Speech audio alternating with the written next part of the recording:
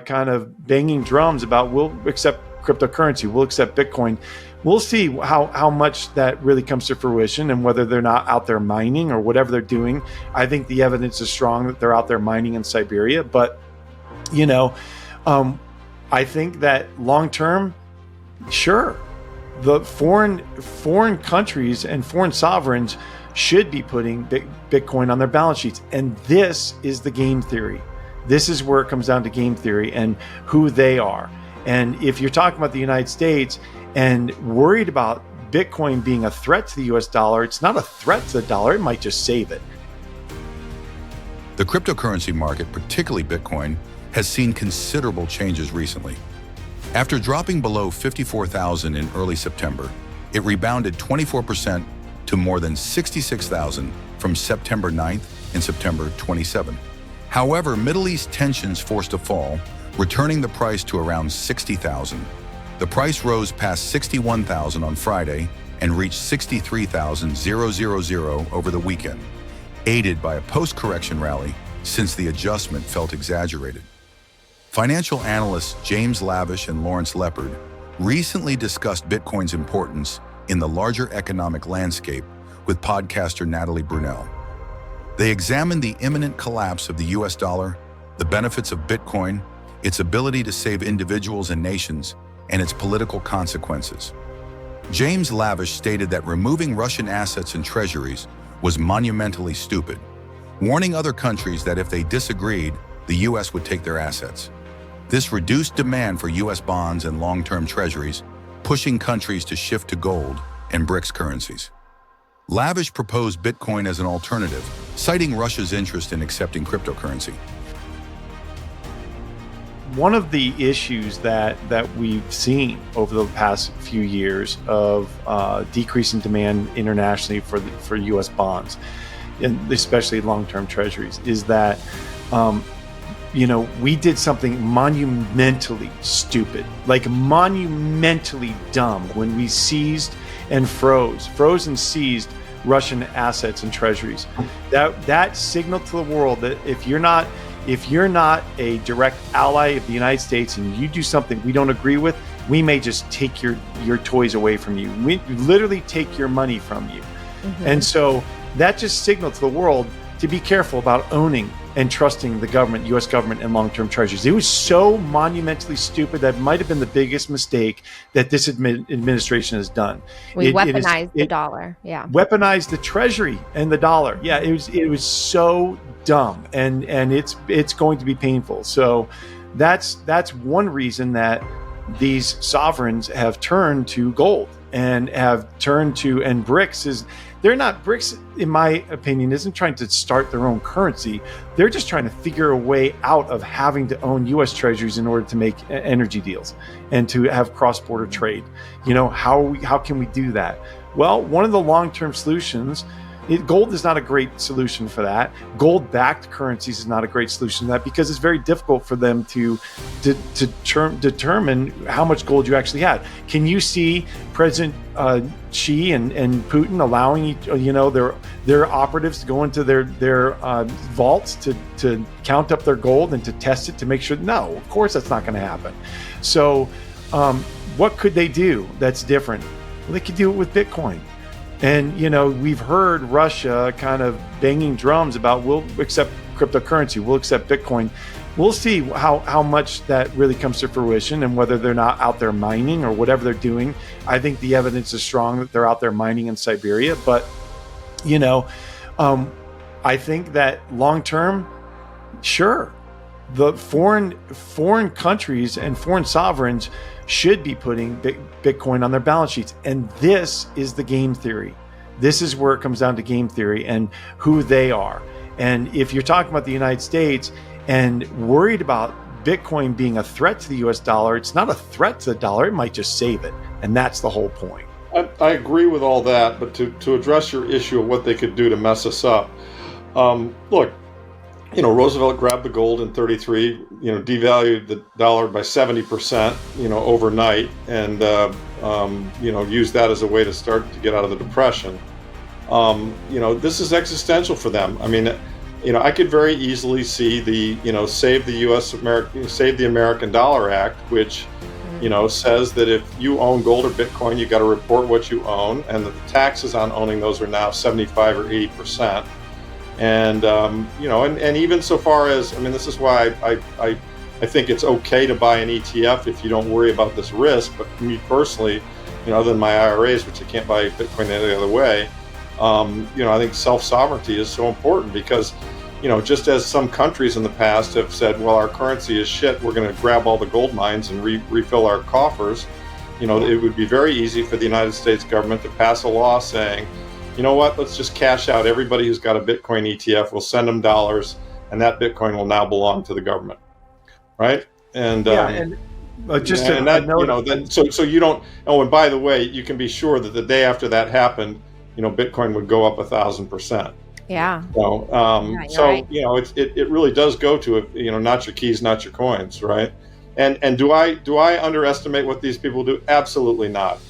They've effed me at every single chance they've had for the last 40 years, and they're evil, and they're psychopathic, and yeah, they'll do it. They'll do it if they can get enough people and they can somehow justify doing it. Lawrence Lepard pointed out that possessing assets such as precious metals and Bitcoin would provide a safety net in the event of a dollar collapse, even if the scenario was unpleasant. Lepard emphasized Bitcoin's networking effect, likening its expansion to Metcalfe's law. He recognized Bitcoin's political significance as a competitor, currency to the US dollar. Lepard voiced cautious optimism that people will comprehend Bitcoin and reject destructive ideas despite the short-term agony. James Lavish remains optimistic about Bitcoin's ability to help individuals and nations. He believes understanding Bitcoin's value proposition will lead to a favorable mindset. Lepard agreed with Lavish, noting the internet and Bitcoin as examples of how information control mechanisms are being broken down. Lepard said that vigilance is critical during this important economic shift. Let's go back to the interview and watch more clips to gain insights from James Lavish and Lawrence Lepard. If the dollar fails, you're going to be really glad that you own things that can't be printed, silver, gold, Bitcoin. But, you're not going to really like the way the world looks, in that scenario. It's not going to be a pretty scenario. But probably what will happen is, countries will break up and new countries will emerge, and there'll be countries that, that have, rule of law and protect assets and protect citizens' rights, and, productive citizens will move there. None of us can foresee how this is going to unfold. Right. And I would prefer for it to unfold in a very balanced way where, as James says, Right. the U.S. government embraces Bitcoin, puts it on its balance sheet, backs the dollar. That's all great and wonderful. The problem is, look at the jokers we've got in Washington, D.C. right now.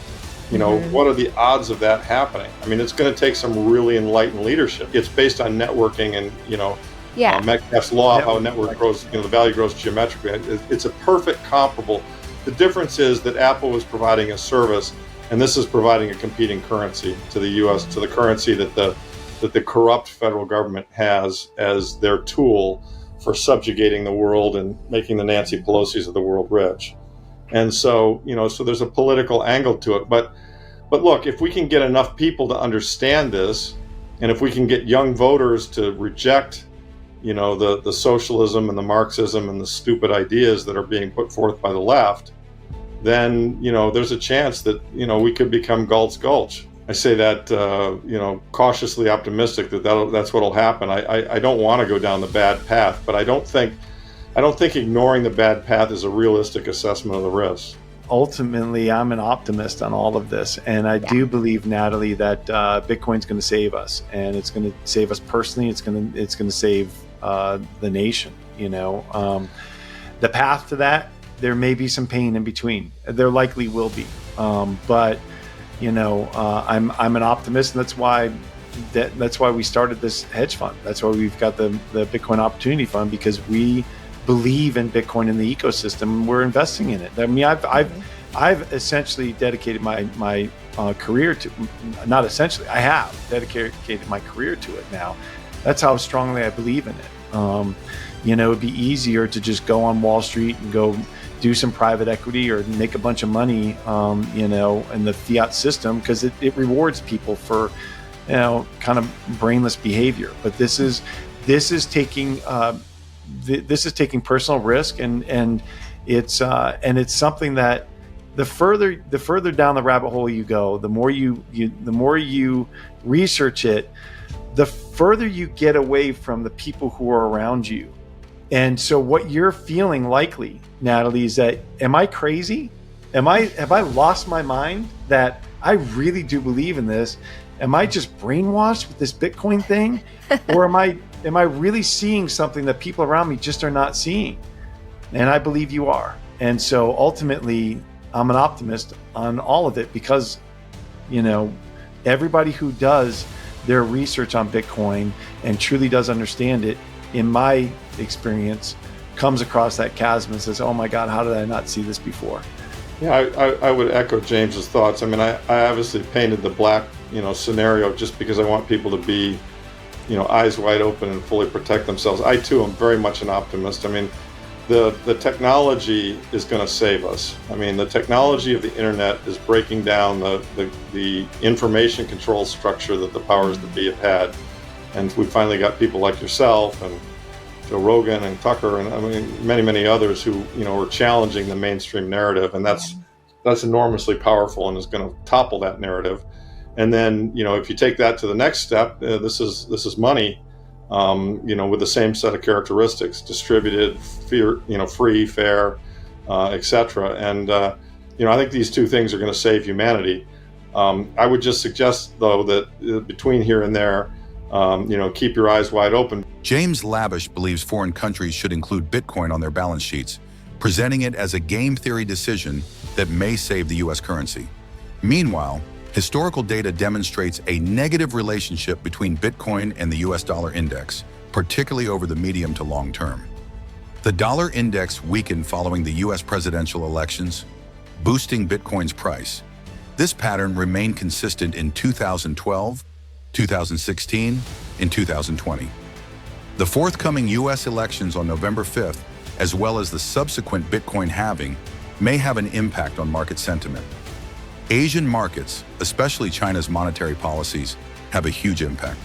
The Chinese central bank's quantitative easing policies have pumped money into the financial system, propelling the Hang Seng Index 55% higher since January 2024. This increase is surprising, given that the index fell from 22,700 points to 14,800 between January 2023 and January 2024. In contrast, U.S. markets are unsettled. While a short-term recession appears improbable, the Federal Reserve's monetary policy is still a factor. Markets had projected a 50 basis point rate decrease at the upcoming FOMC meeting, but now estimate a 25 basis point cut, or maybe none. Asian markets powered last night's increase to nearly 64,000, but the price sank below 63,000 when they closed. What do you think about the potential of Bitcoin and other cryptocurrencies to safeguard against economic uncertainty and protect individual wealth?